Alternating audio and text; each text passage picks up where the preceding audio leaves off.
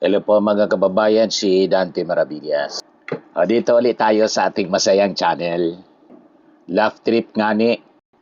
Di ano niya, Mr. Maravillas, yung mga masasayang kwento mo dyan. Yung abogado ni Sara, kinoronahan na po ni Attorney Lorna Capunan. Post ito ni Nikki Marbella. And the winner is Misleading 2026. Winner po.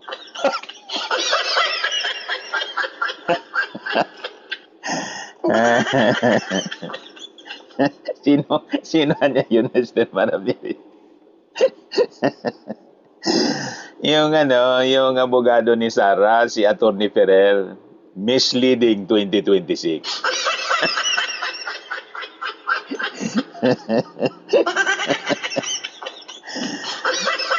Panalo. Siya na ang misleading title holder.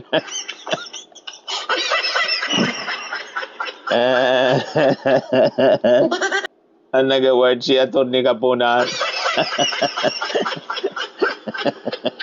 Sa kabaga niya, Mr. Maravillas.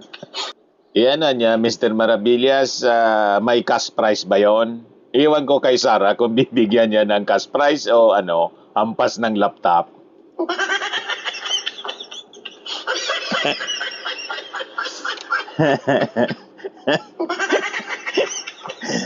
Di ba? Alin doon sa tingin ninyo mga kababayan? Cash prize? Imbis bayaran ng attorney's fee, hampas ng laptop.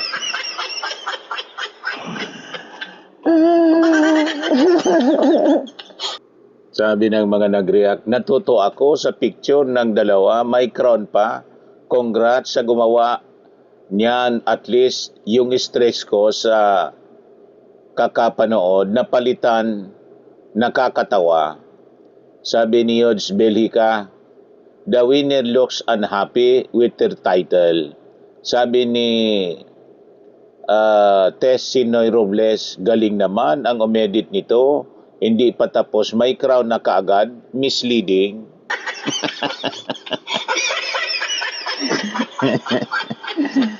Biglang nagka-title pong misleading. Di ba? Ito yung misleading to leading to conviction. Imbis na acquittal po, conviction. Hindi misleading, kundi leading to conviction. Ay, nago.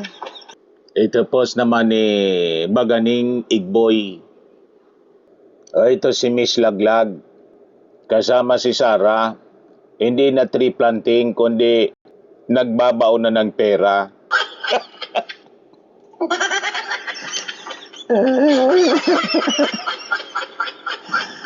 Hindi na puno yung tinatanim, kundi limpak-limpak na confidential funds.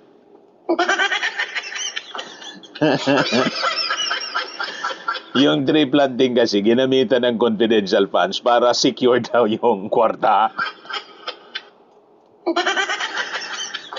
Lang talaga. Ito, post ng usapang kongreso. Saan ba talaga napunta yung confidential funds?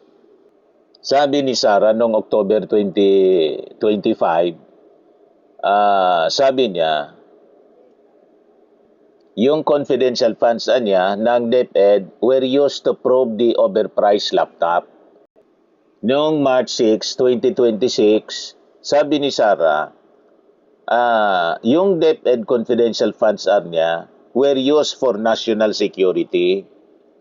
Pero sabi ni Acosta, yung kanyang disbursing officer, yung confidential funds niya were used for tree planting activities. Booking hindi lang tree planting activities, pati Christmas party.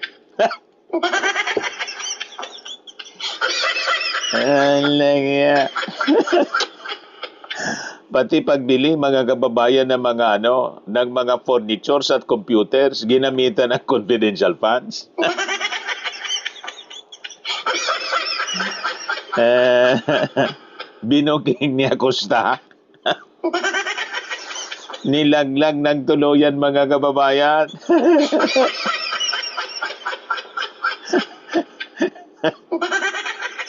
Kaya hindi na misleading, kundi leading to conviction ito. Ah, malinaw na guilty niya, Mr. Maravillas. Guilty.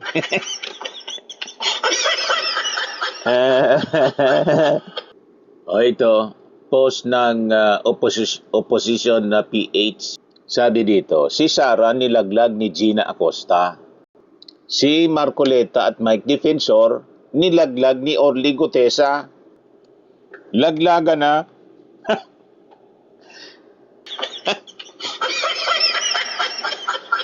Dahil po sa maleta.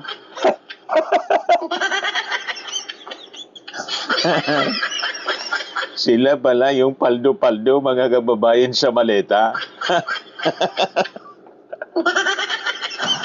Nagkabukingan na mga kababayan. Kaya pala mahilig sila mag-akusa ng maleta. Gawain pala niya Mr. Maravillas nila.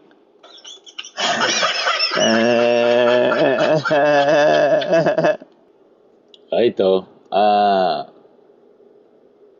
post ni tagapagmulat Jean Larosa.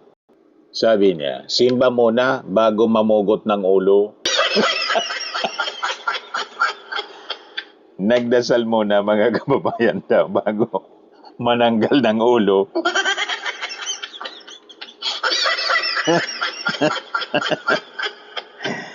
Yan talaga. May pasimba-simba pa, no? Pag linggo, nandun sa pagsimba. Monday to Saturday, nandun sa paninira.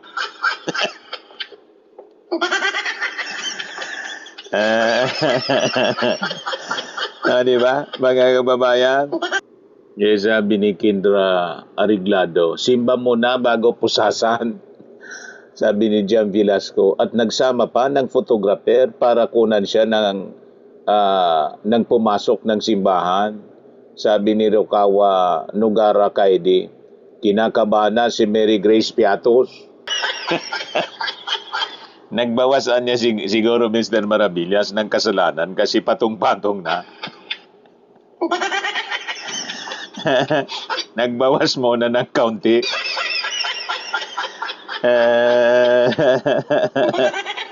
Ito, post ng Ang Balita Ngayon. Sabi ni Yossi Claire, ang ibang mga guro ay lumalabag sa ganitong klase ng moralidad. Sila minsan ay nagtuturo sa kanilang mga estudyante kung paano maging walang modo. Biglang nag-react mga kababayan yung direktor ni Sara. Sabi niya, si Daryl Yap, ang tatay at nanay ko ay parehas retired public school teacher. Kaya naman, PUTA mo, Claire Castro. Kaya sabi ni Vice Kong Ed Bordeos, so aki inin public school teacher, minoda na si Auntie Claire. Tama talaga si Auntie Claire. Yung ibang anak ng guro, walang modo. Tama si Yossi Claire. Ang patunay na walang modo, si Daryl Yap na anak ng isang guro. yung nanay at tatay pa, parehas guro, pero ganun siya magmura. Walang modo, yung anak ng teacher. Talagang hindi naturuan po ng magandang pag-uugali. Nagturo siguro yung nanay at tatay ng pagiging walang modo. Confirm, mga kababayan. Confirm yung pagiging walang modo ni Daryl Yap.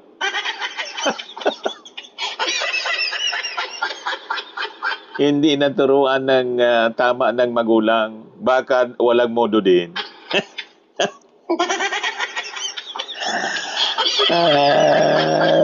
Saka baga. Ito, post ni Fiscal AJ, sabi niya, kumusta na po dyan sa France, Senator Loren? Get well soon po. Alay, biglang nagkakasakit pa pag may nakaambang kasong plunder. Biglang inaatake po ng mga sakit. Practice lang yan, Mr. Maravillas. Baka niya, Mr. Maravillas, mag-ala GMA at Marcoleta. Ay, nako. Si Alan Peter Cayetano, ganon din, biglang nagkasakit. Iniimbestigahan kasi yung mga ghost flood control sa Taguig.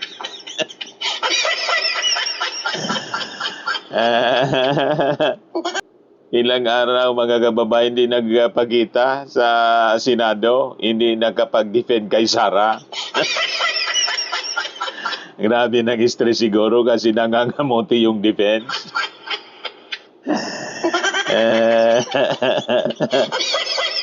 Ito post ni Francis Odtuhan. Sabi niya, habang tumatanda, marami na tayong nagagawang mali. Na mali ng upo, na mali ng tayo, na mali ng ubo, at na mali ng binoto.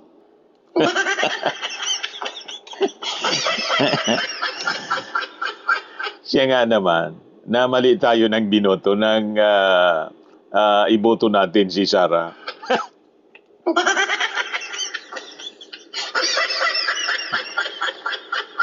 Hindi man pala tutulong, kundi mamamasyal pala po lang ng walang habas sa ibang bansa.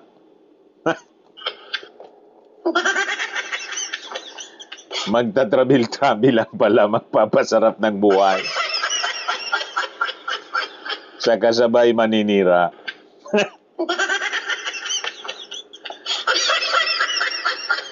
Namali talaga tayo ng binoto. In-encourage kasi tayo ni PBBM. Nabudol tayo mga kababayan ng pagboto kay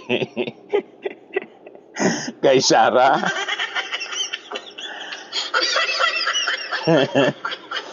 Di ba? That's life.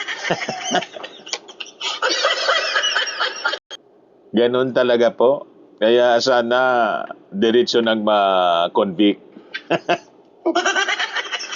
Para may pakinabang naman po yung papalit na vice presidente. Wala tayong pakinabang sa nakaupong vice presidente. Ayan lang po mga kababayan. Kung napasaya po kayo dito sa ating episode ngayon, dito sa masayang channel natin, Laugh Trip Ngani, click subscribe po ninyo at i-share naman po ninyo sa inyong mga kakilala, lalo na po sa mga DDS para uminit ang ulo.